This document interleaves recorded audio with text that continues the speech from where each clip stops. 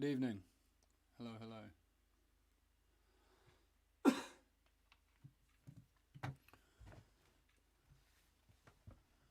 How is everyone this evening?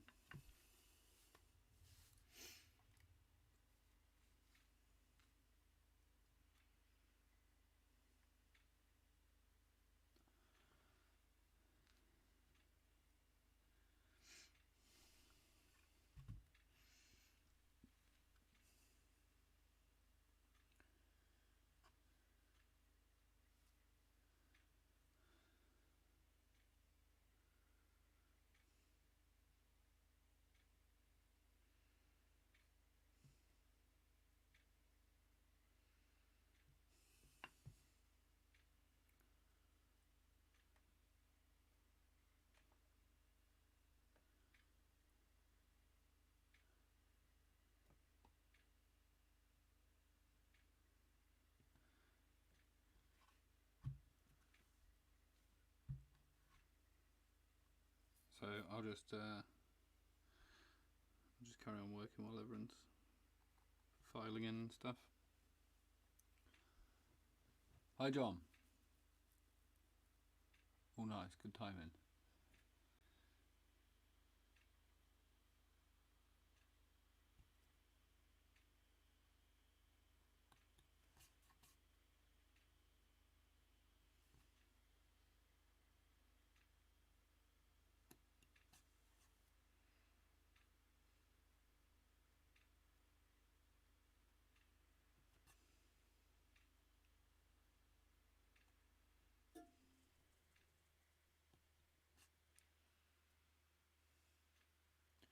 Hi, Ben. Hi, Nigel.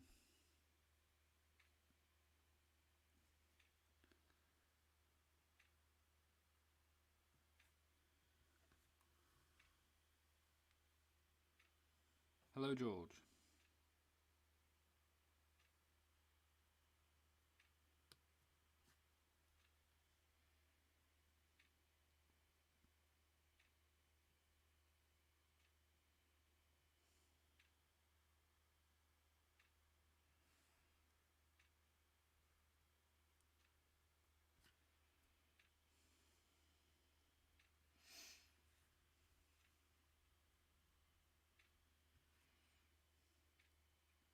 So, small updates. So, after the stream in a little bit, in an hour or so, I'll be going back out to the studio, hopefully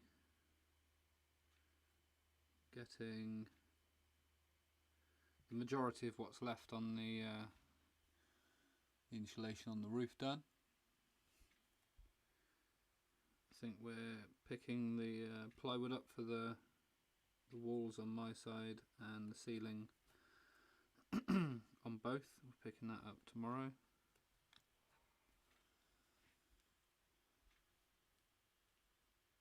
And then next stage will be the walls. Once that's done, we can start building out the units and stuff and slowly moving things in.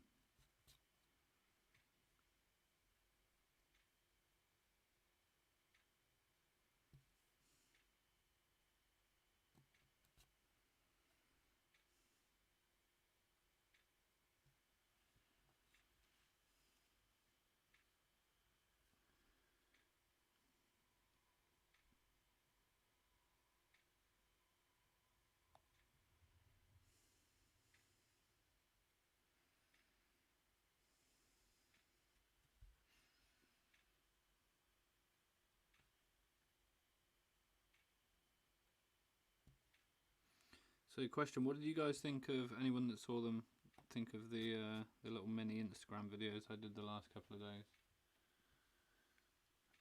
Building supplies, yes. Building supplies are ridiculous at the moment, Ben.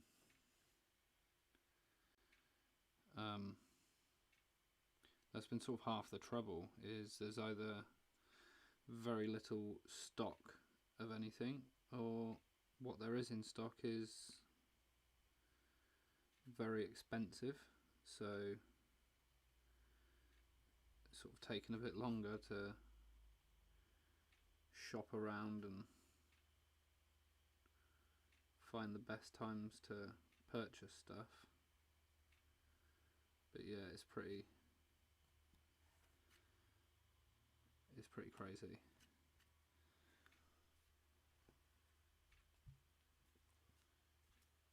Yes, that's a great idea. I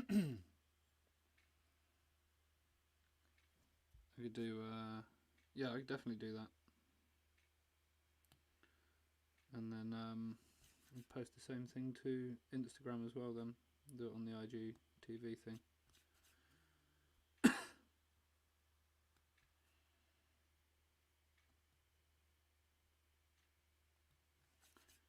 But yeah, so the ply is, what is it, like 12mm ply or something like that. And it's currently somewhere in and around the same price that 18mm would have been a few months ago. Forgive me, I don't know what that is in inches and stuff.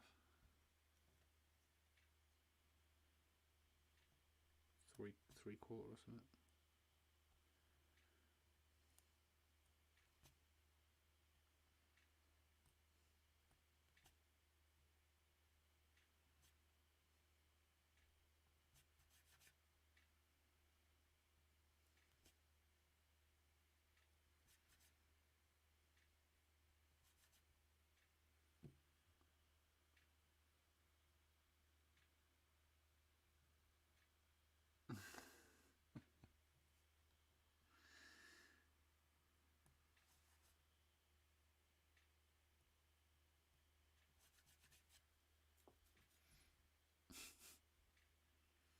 But I'm determined that it's going to be done before Christmas.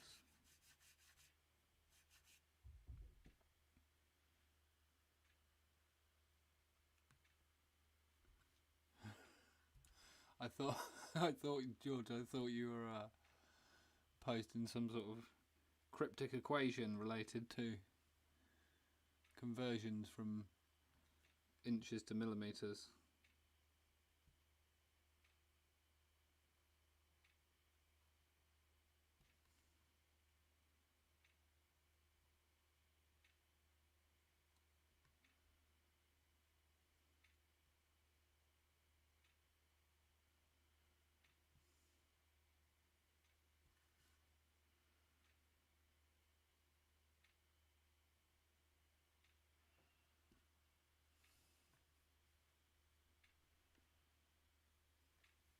Yeah.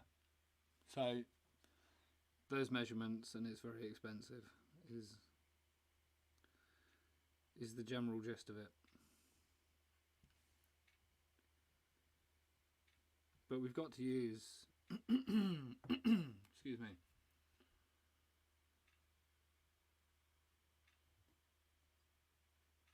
We've got to use good materials because it's got to last and it's got to stay dry and it's got to look good.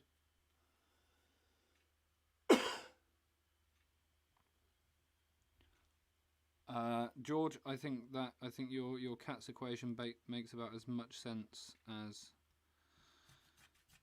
it probably makes more sense than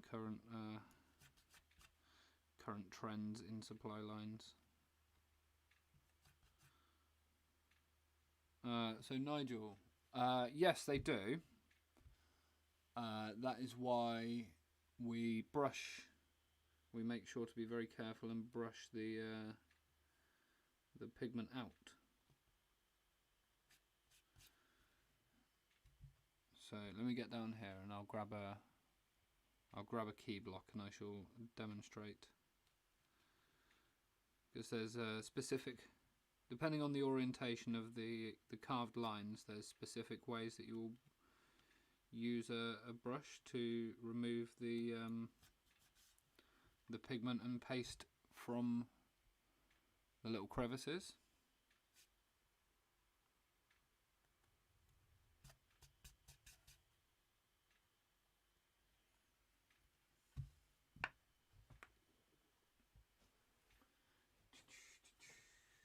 Two seconds.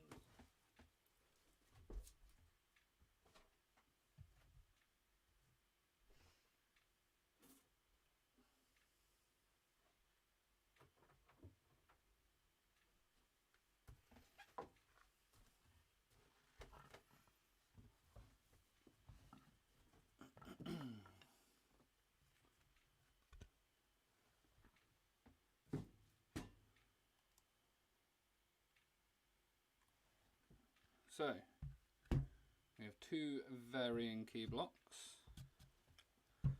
This one, for example, is reasonably straightforward. You can see vast majority of the lines are horizontal. Even the clouds in the top is generally following a horizontal plane. So when you're brushing the pigment, you're brushing and pulling the pigment away from your registration marks. Go down here.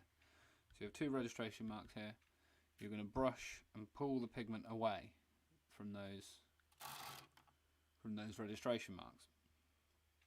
Then your final brush strokes, you don't want to put the brush flat, you want to tilt slightly. And an example of this, we're going to brush along the length of those horizontal lines. We're going to pull the pigment away from these smaller areas. And it's the same as if you were printing a large area and you want to brush out the lines.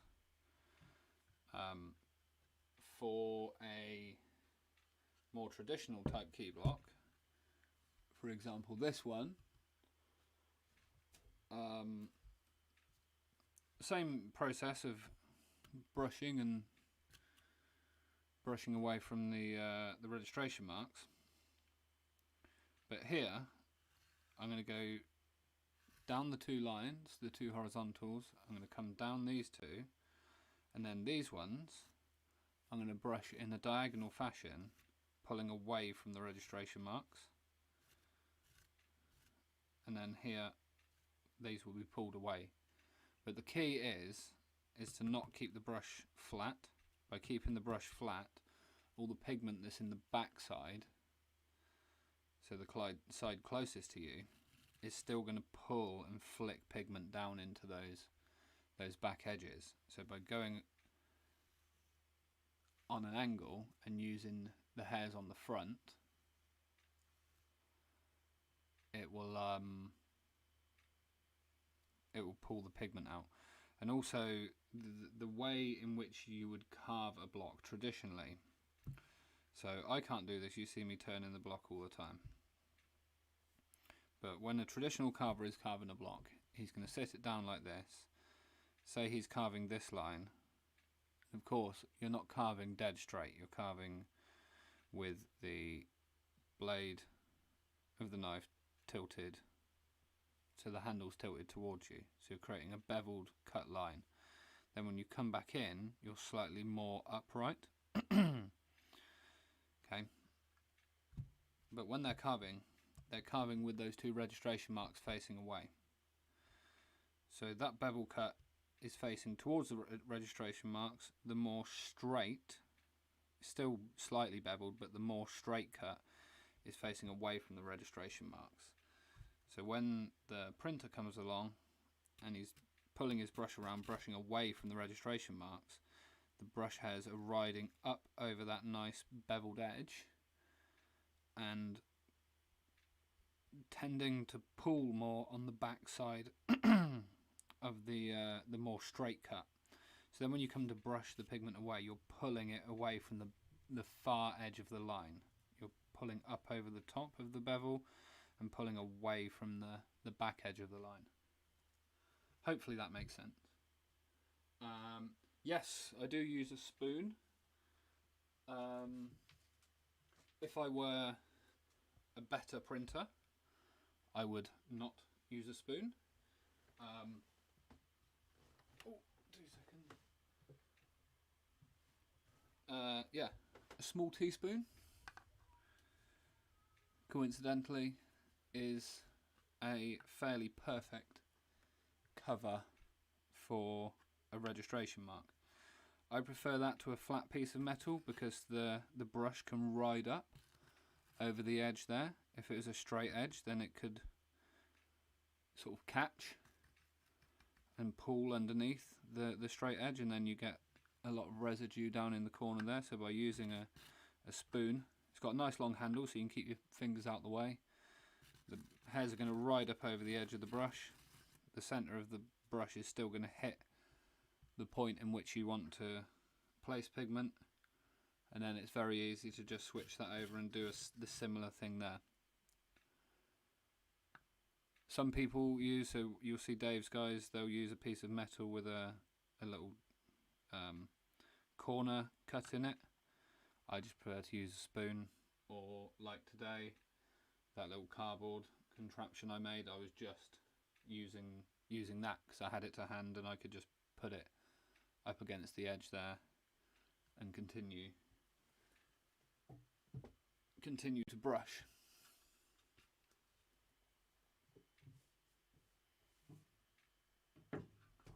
Both of those key blocks are fairly sparse in terms of the amount of lines they've got. Something like this you may need to just brush out a little bit more. Nigel, you shouldn't really ever have to wash the block.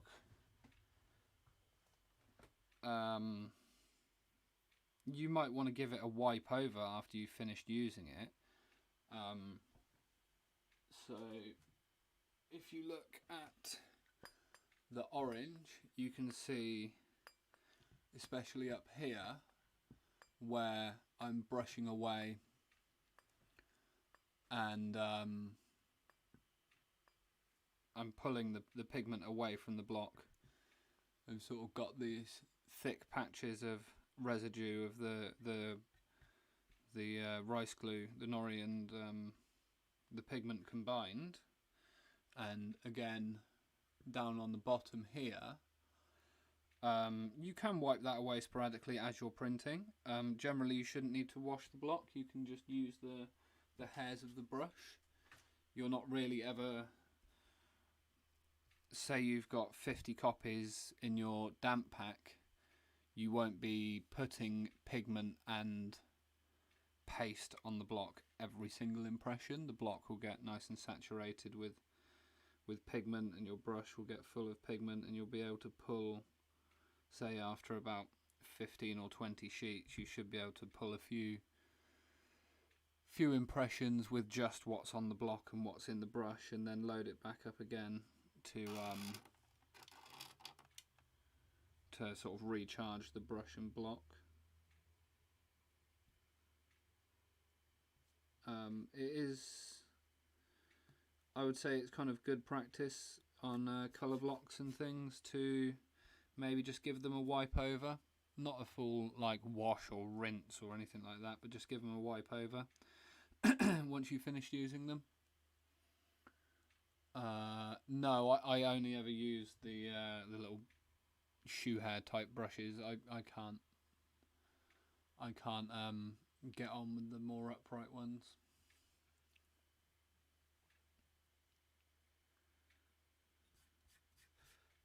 Laura uses them a lot, I know. I just can't. I don't know what it is. I should probably practice. It's fairly poor form to...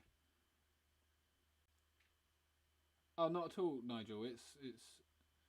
It's far more enjoyable for me to have interesting questions posed by you guys that I can then demonstrate, as opposed to me just silently carving for an hour. I have much more fun. It's far more engaging from my point of view to be able to explain some things and to demonstrate stuff.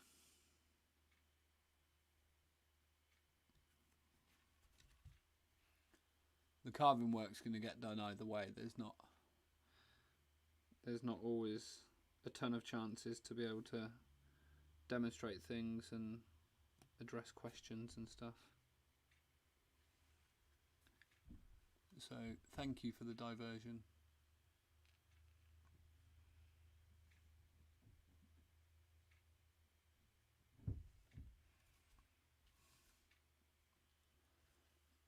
So here, for example, the way I'm carving, by continuously turning the block, I'm really only ever getting that beveled cut.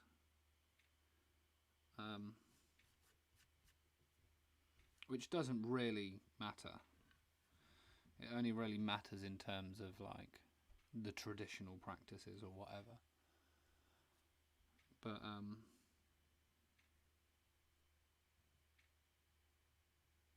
yeah, it doesn't really matter. And me being left-handed anyway, and printing with kentos on the right is all backwards anyway.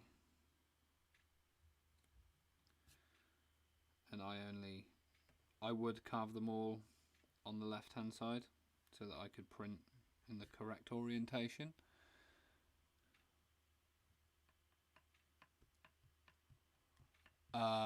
I have no idea if Jed took any of our own prints to New York. Usually I think he takes some prints. I don't know if he started taking any of our the ones that I've made. If he has, then that's very exciting. So from what I gather, he was rather successful there, which is good. I think he was a bit unsure as to how the conventions were going to go and what attendance and stuff was going to be like. If he did in fact have some of our prints there, that's pretty cool. That would be a first. Usually it's the Giclée prints and the ones he makes with Dave.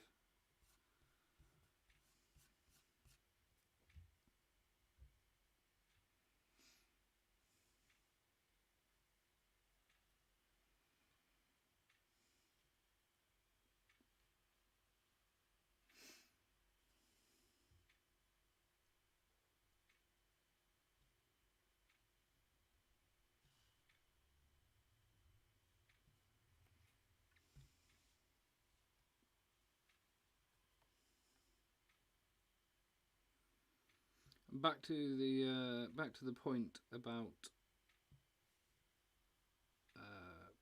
like paste build-up and stuff inside a key block specifically. You will use far less paste when printing a key block compared to printing a big flat colour block. The Sumi ink itself is rather sticky and essentially turns into a glue when it's drying. So generally a tiny bit of water and a little bit of paste just to keep the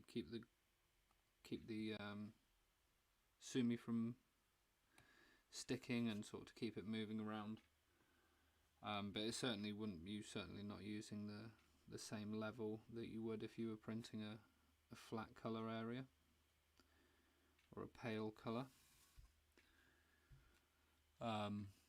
Too little, and when you come to print areas that require a larger amount of water, if you're not using enough paste in your key blocks, then you run the risk of bleeding. So you do have to use some paste. Yes. So Jed's really big on his pins and stuff at the moment, and I think they're really good earners for him, especially at conventions and stuff. Jed's business plan is a is a smart one. I think I can speak for him in saying, so woodblock prints aren't his main focus, and then most definitely not his main earner in terms of money. Jed is very passionate about making woodblock prints, and he views them as a essential part of his business, but not a key component. They're a premium option to what he already produces, and he's very invested in keeping the practices and process going by giving me and Steve and Cal work and everything him and Dave have done together over the years. But it's certainly not, he doesn't need the prints necessarily. He does very well, and he's expanded, I think, very cleverly, and created a brand underneath his name.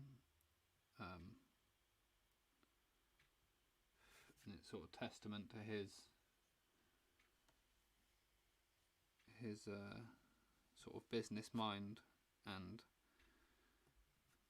how good an artist that he is that he's able to create so many varied products and have them all be so widely received and desirable. I'm just thankful that he keeps giving me work and investing his time and money and resources into me.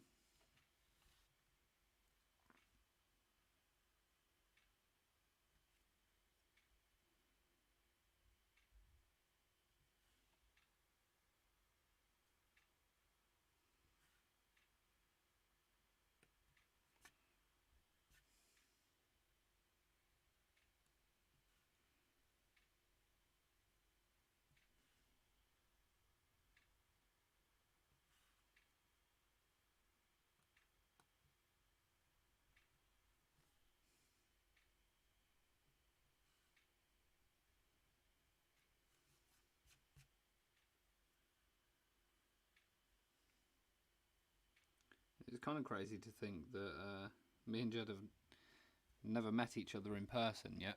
We've been working together for over 3 years now, and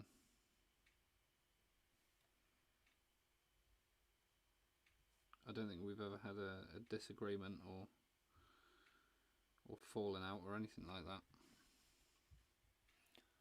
We managed to build what we have so far via Skype and email and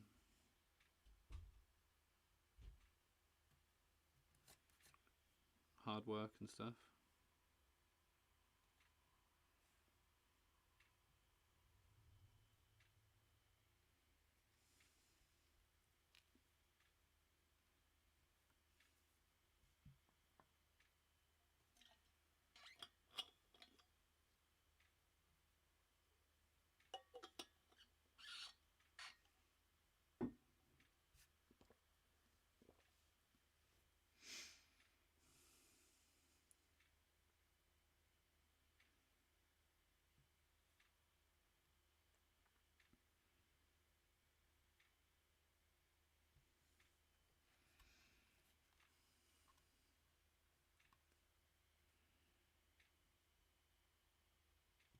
I thought I worked a lot and like to think of myself as quite a hard worker, but Jed's on a whole nother level.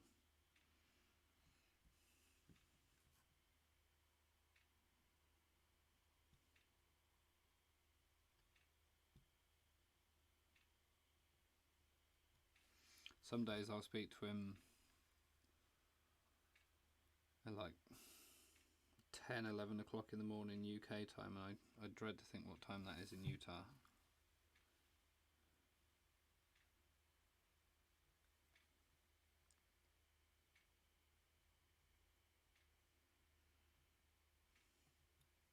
It's inspiring though. It makes me want to work harder and work more and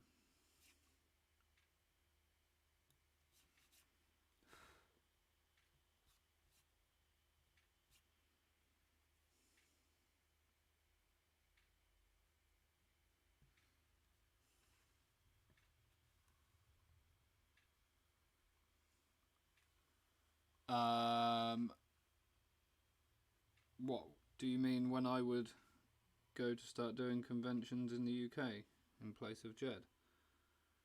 So I did that for 2 years up until the dark times struck, and it sort of just sort of came about that orders were enough and I was producing work that was satisfactory enough to Jed that I no longer need to do. Jed no longer needs me to do the conventions, and I no longer need to do the conventions myself to raise an income.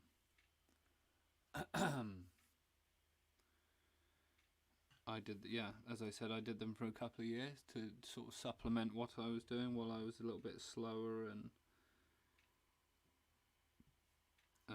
learning a little bit more in the earlier stages. But throughout the, obviously, end of February 2020, that all came to a stop, and yeah, I don't think I need to do them anymore.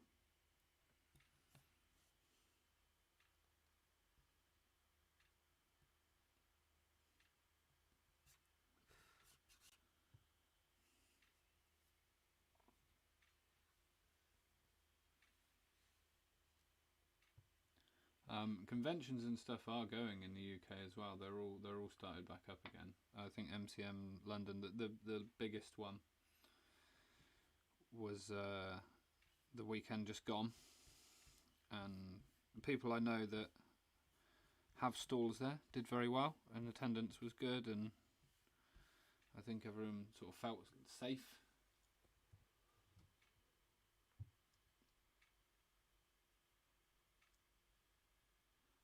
I would very much assume, Ben, that the mindset of the old guys would have just ignored it and carried on working on. The way you see me carving now is not the way that they would have carved. If any of you follow Adachi on Instagram, you'll see all of their blocks are just lines. So if let's just say, I'll just cut, let me find a section. I'll just cut in here as the traditional way would dictate. So you basically, you're never popping out these larger sections like this. You would only pop out a section where you can clear that whole thing with a knife cut, if that makes sense. So once I come into here, I can then pop this corner out,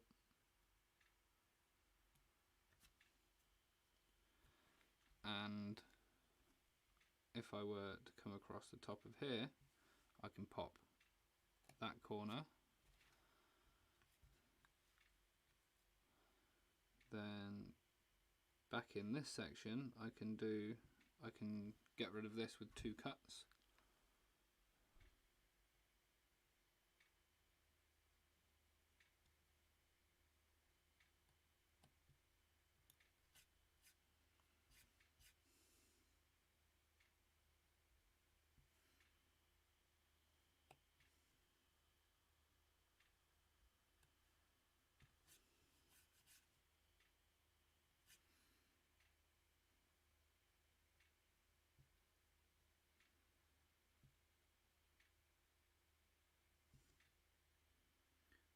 Other than that, the only other sections that you will actually pop out with a knife is your corners, which would be there.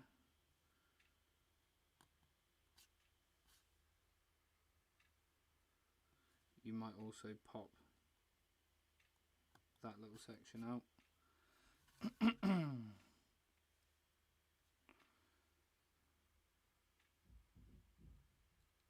That corner there. And then final cut.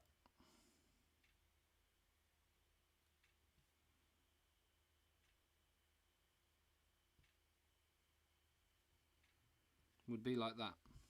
And that's all the knife work you would do. Where you see me cutting these waistlines and stuff like all along here and stuff, you wouldn't see that being done by the old school guys. And then they would just come in simply with their chisels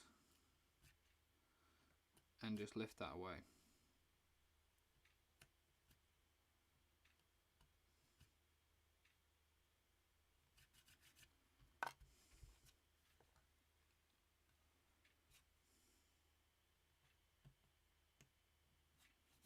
And this is what you'll see if you were to look at Adachi's images they have of their carvers,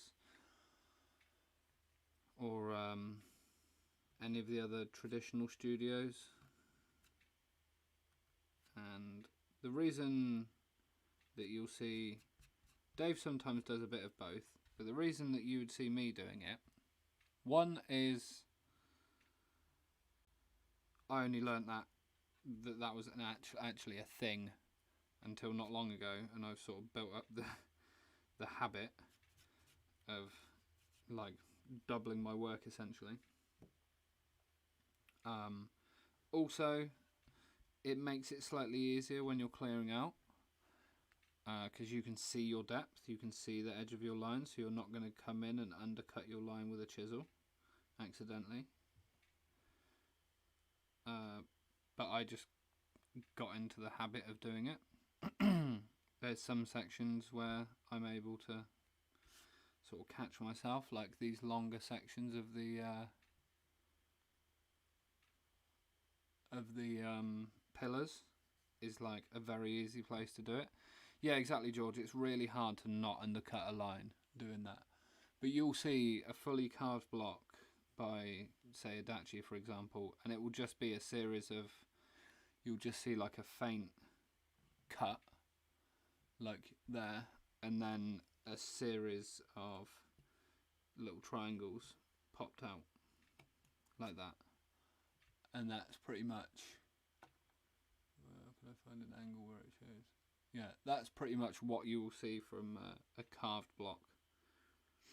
And then the once they start doing the clearing out, they'll clear out as close as they dare to an edge. So they do all their clearing out, like say this is the edge that's been cut. You do all your clearing out with your hammer and chisel right up to the edge of that, and then you come in with your bull nose chisels, try not to undercut the line, and then you would take that up to the edge of there, and that's how it would have been done. That's like, it's a little bit scary to me. I would rather sharpen my knife twice as many times and take a bit longer, and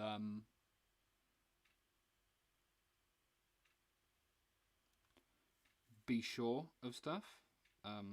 There's certainly blocks and times where I try and practice these things.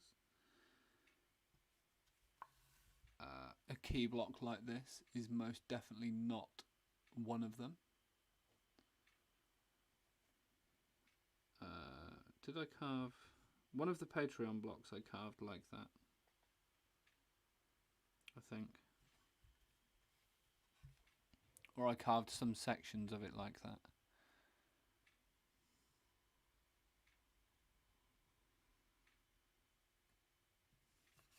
I would much rather favour the higher percentage chance of me doing a good job over me doing a so-called efficient or fast job.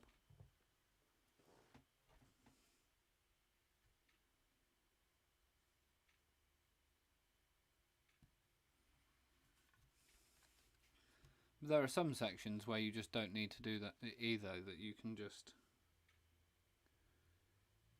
pull the whole section out with 2 knife cuts, especially internals like that.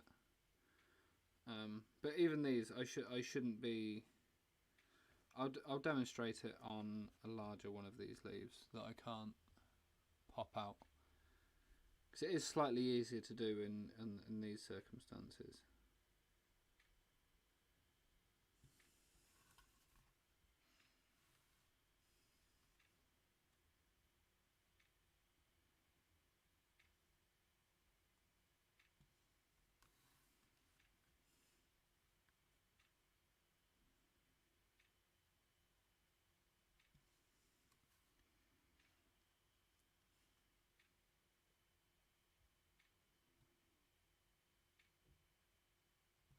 So for example here, let's say I can't pop that out with just knife cuts. So I take my corner one and my second corner, and then I'm just left with this section. Normally my force of habit would make me carve a strip there and then a strip there, and then to protect the line, and then pop it out. But tradition would dictate that I go in with the chisel and I just simply clear out in those areas. It's far easier to do it in that instance than it is in the first example I showed. There is still the chance that the wood can snag and you can split through a line, or undercut, but an undercut is slightly less damaging in somewhere like here than it is like down here, because there's really not a lot of pigment or paste passing through that. It's interesting, and any one of you guys that has spent a long time tracing an image like this will have noticed it too, that you can spot tons and tons of areas in these old blocks where the carver has run through a line with his chisel and stuff, and popped little corners out accidentally and stuff, and then just carried on because they're such small, or like run his knife, like say through that line for example, because they're moving so fast, and it wasn't like this higher form of like art and mastery, it was just a job that these guys did, and obviously they took pride in their work, but they're on the clock, and for one tiny little popped line here, they're not going to recarve that whole section and paste a plug in and things like that. They're just going to carry on with their day.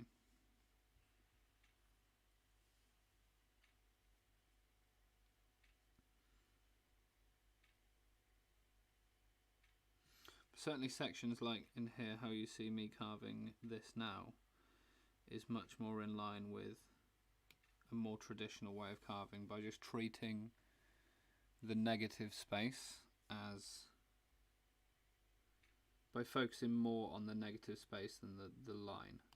So the line is a framework, and now I've created a triangle that I can cut out there. Down here there is a line that I can pop out just here. So as I come around here,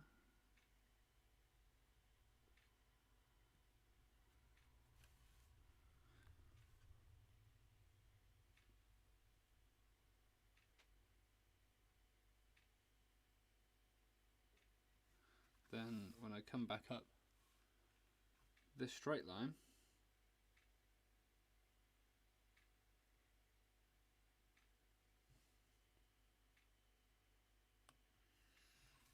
I can now start to delineate this larger area into smaller blocks of shape. So I pop that out there, and then in two shapes, a longer thin rectangle piece and a small triangle piece, I've then done some more efficient carving that is allowing me to continue my work without having to pick up the chisels and pop little sections out with the chisels. Hello, hello.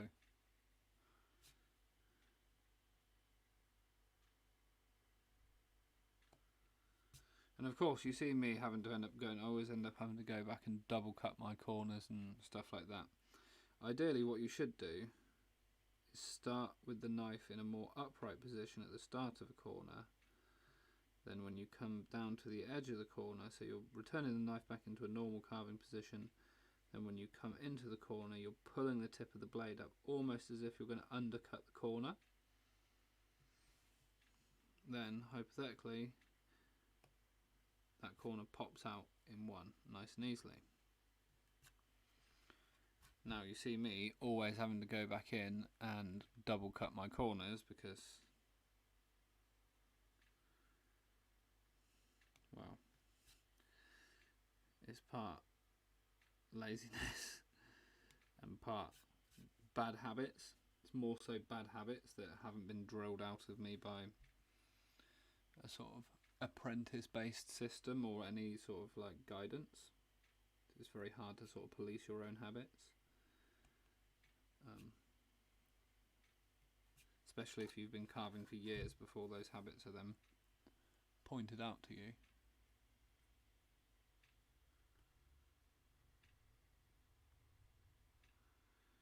But just those like small tiny things, if you can employ that into your own carving and find areas in which you can practice those techniques, will it's not going to make you technically a better carver. Your lines aren't going to look nicer or prettier or smoother, but you are going to be more efficient. And as with the vast majority of things that are Japanese, especially a craft like this, efficiency is right up there and equal to skill.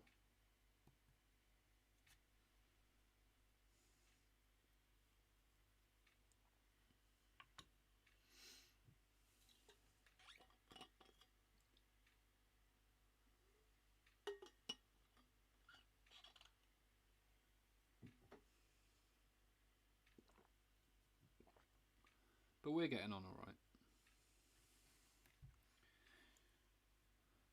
Making slow progress.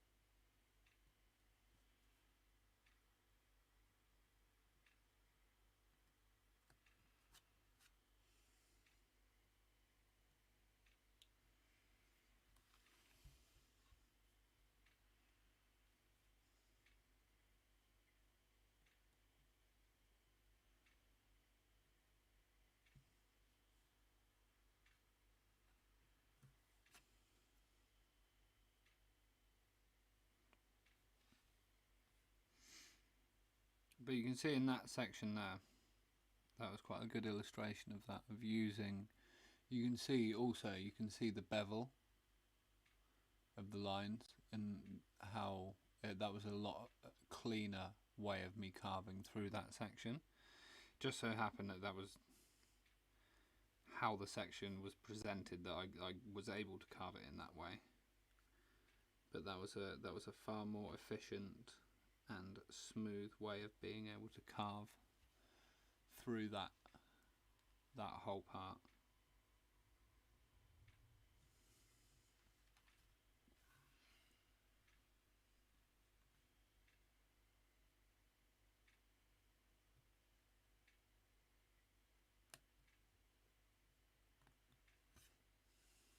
You see,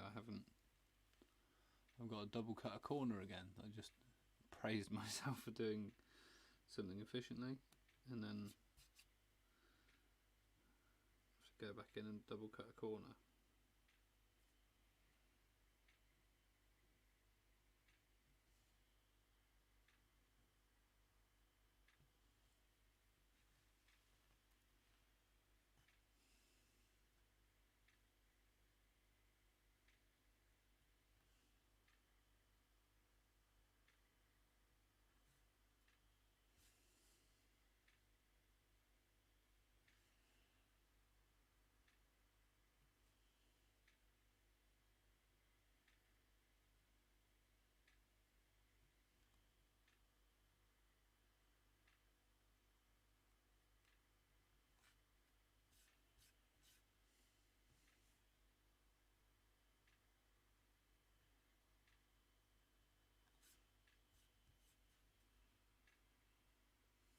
Another thing you can do, Ben, what you'll see a lot of, Ben, you'll comment about brushing the way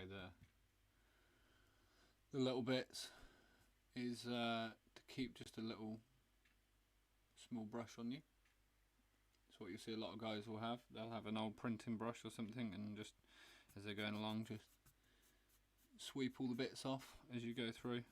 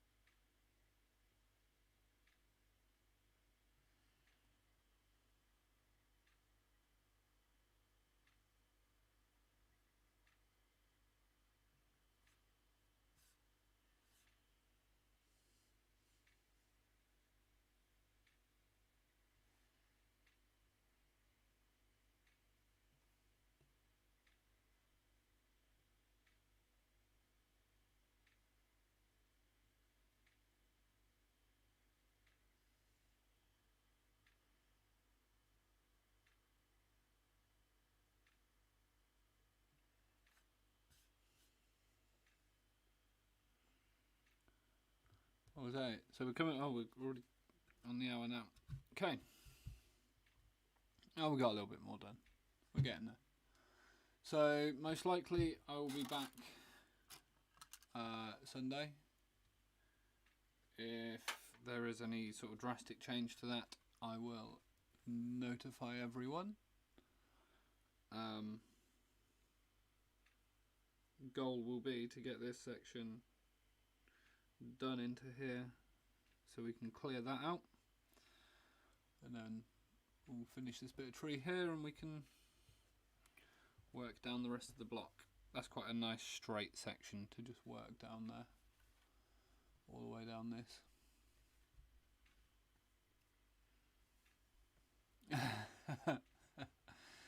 I've my fingertips.